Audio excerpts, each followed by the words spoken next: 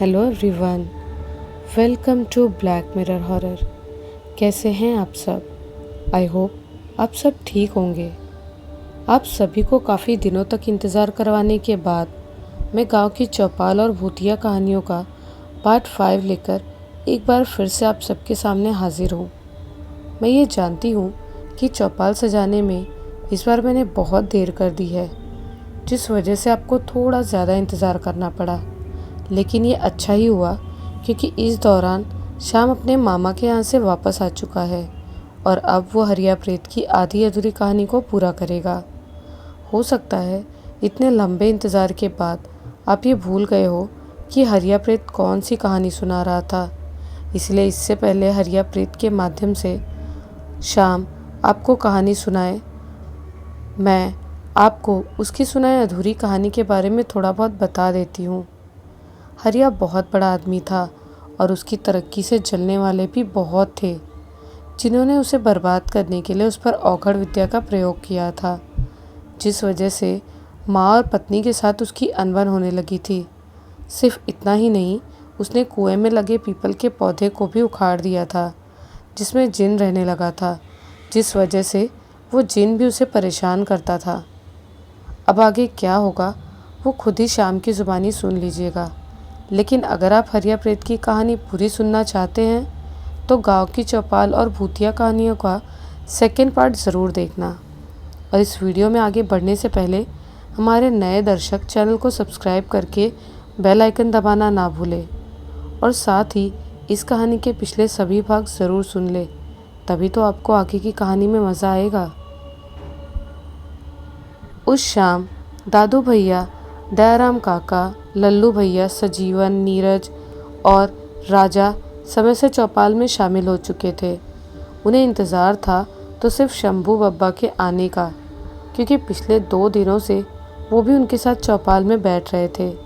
लेकिन आधा घंटा इंतज़ार करने के बाद जब वो नहीं आए तो दादू भैया उनके बिना ही कहानियों का सिलसिला शुरू करने की बात कहते हैं।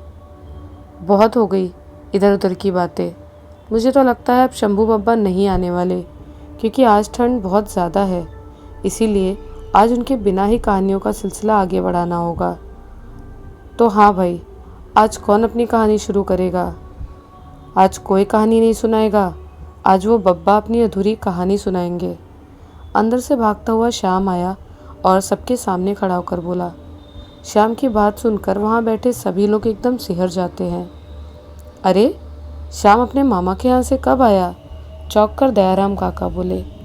बस आज शाम को ही आया है, दादू भैया ने उनकी बात का जवाब दिया।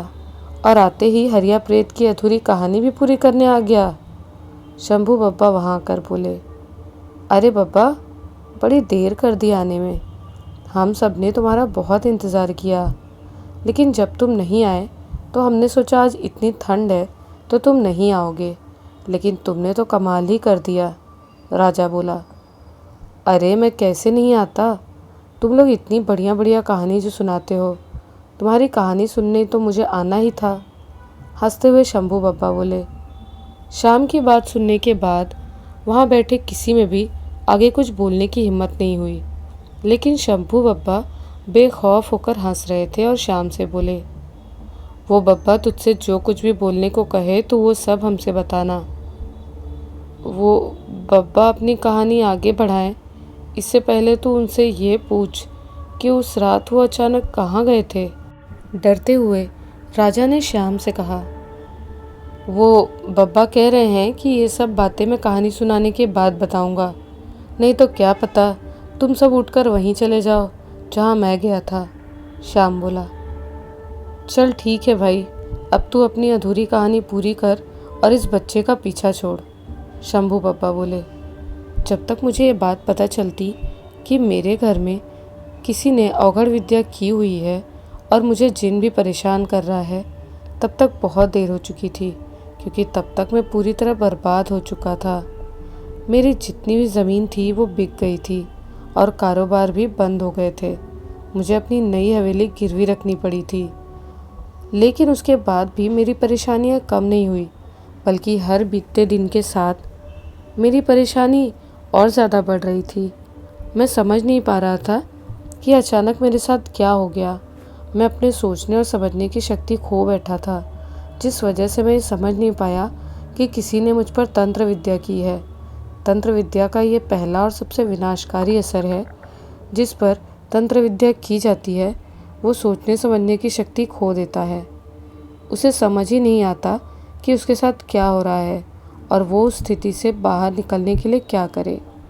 वो हमेशा गलत फैसले ही लेता है, जिस वजह से वो और ज़्यादा परेशान होता चला जाता है। मेरी माँ लगातार तीर्थ जाने के लिए मुझ पर दबाव बना रही थी, लेकिन उस समय मेरे पास एक फूटी कौड़ी भी नहीं थी, जिस वजह से मुझे दूसरे गांव के साहूकार से कर्ज लेना पड़ा, जिसके लिए मैंने अपनी हवेली उसके पास गिरवी रखी थी। कर्ज लेकर मैंने अपनी माँ को तीर्थ पर भेज दिया था, लेकिन मैं उस समय ये नहीं समझ पाया कि जब मेरे पास आमदनी ही नहीं है तो फिर मैं वो कर्ज कैसे चुकाऊंगा, क्योंकि उसका ब्याज बहुत ज़्यादा था। जब मैं अपनी नई हवेली में आया था तब से मैंने अपनी पुरानी हवेली की तरफ देखा भी नहीं था। वो किस हाल में है, जर्जर हो चुकी है या उसे मरम्मत की ज़रूरत है, या फिर वो पहले जैसी ही है, मुझे इस बात की फ़िक्र ही नहीं थी, क्योंकि नई हवेली में आते ही मैं परेशानियों में घिर चुका था कि मुझे उसके बारे में सोचने का मौका ही नहीं मिला। एक शाम खाना खाकर मैं ऐसे ही टहलता हुआ अपनी पुरानी हवेली की तरफ निकल पड़ा। जब मैं उसके पास से गुजरा तो मुझे ऐसा एहसास हुआ जैसे मेरी हवेली मुझे बुला रही है, वो मुझे आवाज़ दे रही है। वो आवाज़ मेरी हवेली की नहीं बल्कि मेरे कुल देवताओं की थी, जो शायद मुझसे ये कहने की कोशिश कर रहे थे कि तूने तो हमें भुला दिया है, लेकिन हम तुझे नहीं भूले। तू एक बार फिर हमारे पास आ जा और हम तुझे तेरी सभी परेशानियों से मुक्त कर देंगे, क्योंकि मैं उन्हें पूरी तरह भूल चुका था। वो आवाज़ सुनकर मैंने जैसे ही अपनी पुरानी हवेली के अंदर उस रात पहला कदम रखा, वैसे ही मुझे एहसास हुआ जैसे मेरा शरीर एकदम हल्का हो गया और मेरा मन भी शांत हो गया, क्योंकि उससे पहले मैं बहुत ही ज़्यादा परेशान और चिंतित था। मुझे हर दम ऐसा लगता था जैसे मेरे शरीर में बहुत ज़्यादा बोझ रखा हुआ है। हवेली के अंदर जाते ही मुझे कोनों में रात के समय हमेशा रोशनी रहती थी। वो कोने अब अंधेरे से भरे हुए थे।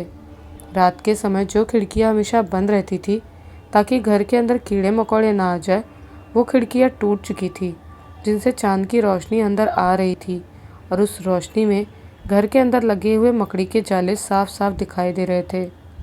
जब मैं आंगन में गया तो वहाँ का हाल देखकर सचमुच मेरी आंखों में आंसू बहने लगे, क्योंकि कुएं की जिस बाट पर मैं कभी घास का एक तिनका भी नहीं उगने देता था, वो बाट अब जंगली घास और पौधों से भरी थी। आंगन में जिस जगह पर पानी का मटका हमेशा रखा था, वो जगह खाली थी। आंगन का हाल देखने के बाद मैं अपने कुल देवताओं के कमरे में गया, जहाँ का हाल उससे भी बुरा था। मैं और मेरी पत्नी हर दिन अपने कुल देवताओं का विधिवत पूजन किया करते थे, लेकिन जब से मैं नई हवेली में रहने गया था तब से एक दिन भी मैंने वहाँ दिया नहीं जलाया था।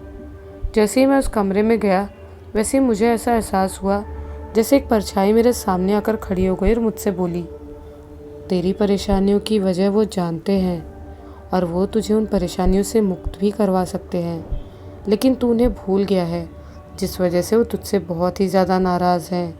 जब तक तू उन्हें मनाएगा नहीं तब तक वो तेरी मदद नहीं करेंगे। उनकी बिना मदद के तू अपनी परेशानियों से बाहर नहीं निकल पाएगा। आने वाला समय तेरे लिए और भी कठिनाइयों से भरा हुआ है। अभी भी वक्त है, संभल जा, नहीं तो तुझे कोई भी नहीं बचा पाएगा। इतना कहकर वो परछाई मेरी आंखों के सामने से गायब हो गई। उसके बाद मैं हवेली की छत पे गया और वहाँ से अपनी नई हवेली की तरफ देखा तो मुझे छत में बहुत सारे लोग दिखाई दिए जो इधर से उधर टहल रहे थे। उन्हें देखकर मैं गुस्से से भर गया, क्योंकि वो लोग मेरी बिना इजाज़त के मेरे घर में घुसे थे। मैं तुरंत घर से नीचे उतरा ताकि मैं वहाँ जाकर उन्हें भगा सकूं। तभी मेरी नज़र अपनी माँ के कमरे की तरफ गई। मुझे ऐसा लगा जैसे कमरे में कोई है, लेकिन मैंने उस पर ध्यान नहीं दिया और मैं तुरंत भागकर अपनी नई हवेली की छत में गया। लेकिन वहाँ जाकर देखा तो वहाँ कोई भी नहीं था। अरे, अभी कुछ देर पहले तो यहाँ बहुत सारे लोग थे, अब अचानक कहाँ गायब हो गए। ये सोचता हुआ मैं नीचे उतरा, तभी मुझे सुलोचना की चीख सुनाई दी। मैंने उसे पूरे हवेली में ढूंढा, लेकिन वो मुझे कहीं नहीं मिली। कभी मुझे सुलोचना की चीख सुनाई देती तो कभी उसकी ज़ोर ज़ोर से हंसने की आवाज़ सुनाई देती। मुझे ऐसा लग रहा था जैसे वो मेरे आसपास ही है, लेकिन वो मुझे दिखाई नहीं दे रही थी। मैं पागलों की तरह उसे आवाज़ लगाता हुआ पूरी हवेली में इधर से उधर भाग रहा था। इधर से उधर भागकर मैं बुरी तरह थक गया था, जिस वजह से मुझ में और भागने की हिम्मत नहीं थी। मैं एक जगह पर खड़ा होकर ज़ोर ज़ोर से सांस ले रहा था। तभी सुलोचना मेरे सामने से आंगन की तरफ भागती हुई गई। मैंने उसे आवाज़ भी दी, लेकिन उसने मेरी आवाज़ अनसुनी कर दी। हिम्मत करके मैं सुलोचना के पीछे गया। मैं जैसे ही आंगन में पहुंचा तो मैंने देखा कि वो कुएं की बाट पे खड़ी है। मैं कुछ समझ पाता कि वो क्या करने वाली है, उससे पहले ही वो मेरी तरफ देखती है और हंसती है। उसके बाद कुएं में छलांग लगा देती है। सुलोचना को कुएं में कूदता देख मैं एकदम सन्न रह गया था। उस समय मैं बहुत ज़्यादा घबरा गया था। मैं सोच नहीं पा रहा था कि अचानक सुलोचना ने ऐसा क्यों किया। आनंद फानन में मैंने वहीं पास ही पड़ी रस्सी को कुएं की बाट से बांधा और उसके सहारे कुएं में उतर गया।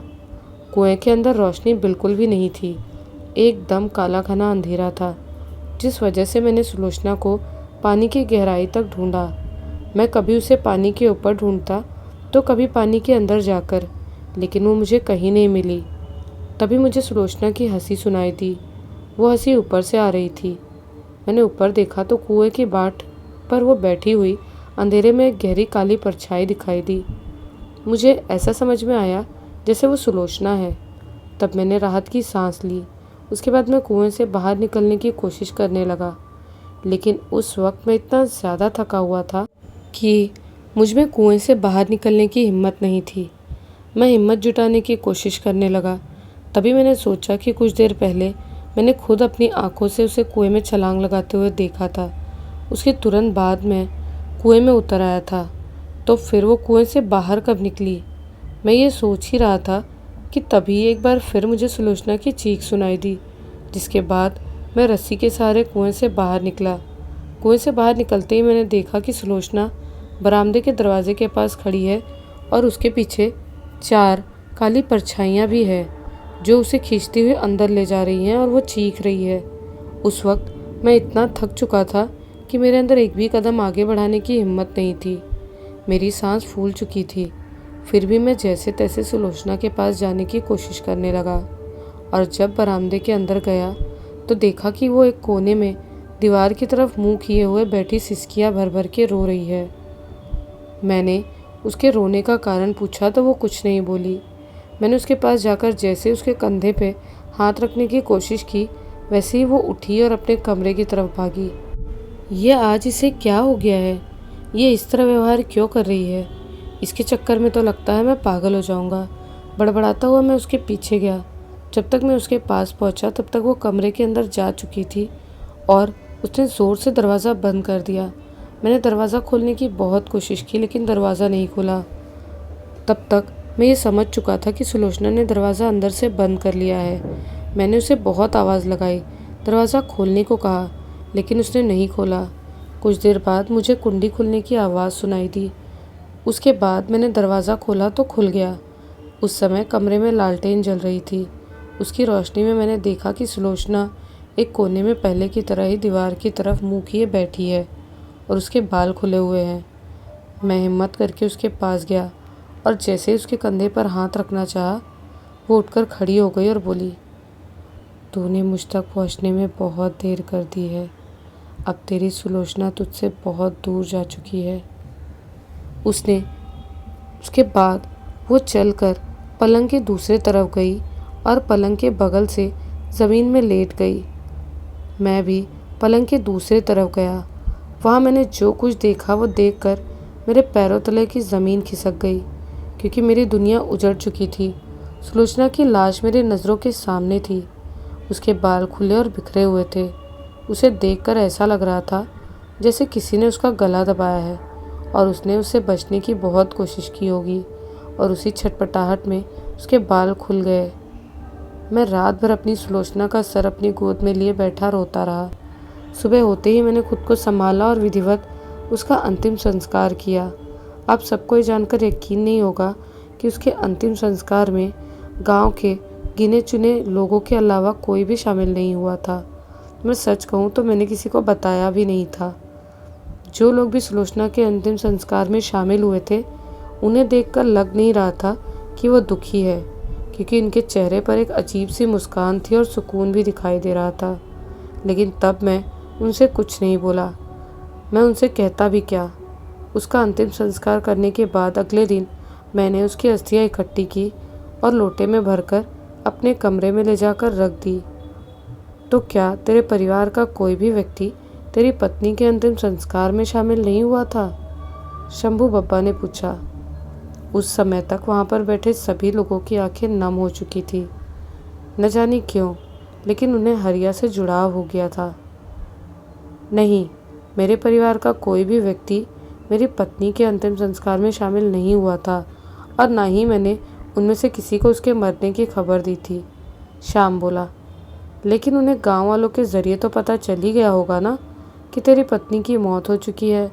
मैं जानता हूँ कि एक परिवार में थोड़ी बहुत मनमुटाव होते हैं, सुख में ना सही, लेकिन दुख में तो उन्हें तेरे साथ खड़ा होना चाहिए था। शंभू बब्बा बोले। मैं ये बात सबसे आखिरी में बताने वाला था, लेकिन तू इतना कह रहा है तो मैं अभी बता देता हूँ। मेरे साथ जो कुछ भी हो रहा था वो और मेरी पत्नी की मौत की वजह मेरे परिवार वाले ही थे, क्योंकि मेरी नई हवेली में औघड़ विद्या करवाने वाला कोई और नहीं बल्कि मेरा चचेरा भाई ही था। उसी ने गांव वालों के साथ मिलकर मुझे बर्बाद करने की साजिश रची थी। और जो लोग सुलोचना की शव यात्रा में शामिल हुए थे, वो वही लोग थे जिनके साथ मिलकर मेरे चचेरे भाई ने मुझे बर्बाद करने की साजिश रची थी, क्योंकि वो मेरी तरक्की से जलता था। वो लोग मेरे दुख में शामिल होने नहीं आए थे, बल्कि मुझे दुखी देखकर खुश होने के लिए मेरे साथ थे।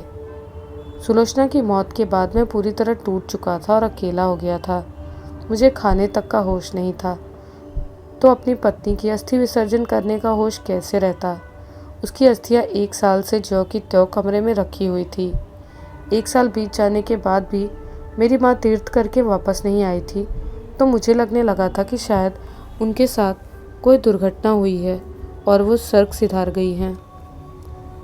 1 साल बाद वो साहूकार मेरे पास आया जिसने मुझे कर्ज दिया था। वो मुझसे अपने पैसे वापस मांगने लगा, लेकिन उस वक्त मेरे पास पैसे नहीं थे, जिस वजह से उसने हवेली पर कब्जा कर लिया। उसके साथ मेरा चचेरा भाई भी था। मुझे उस साहूकार से बिल्कुल भी शिकायत नहीं थी। मैं अपने कमरे में गया, वहाँ से अपने कपड़े लिए और अपनी पत्नी की फ़ोटो उठाई और पेटी उठाई और हवेली से बाहर निकल गया। उसके बाद एक बार फिर पुरानी हवेली में रहने लगा। मैं अपनी पत्नी की अस्थियाँ ले जाना भूल गया था। मैंने अपनी पुरानी हवेली की अच्छी तरह से साफ़ सफाई की और फिर से उसे पहले जैसा बनाने की कोशिश की, लेकिन एक बार छोड़ी हुई चीज़ दोबारा वापस मिल भी जाए तो पहले जैसी नहीं रहती।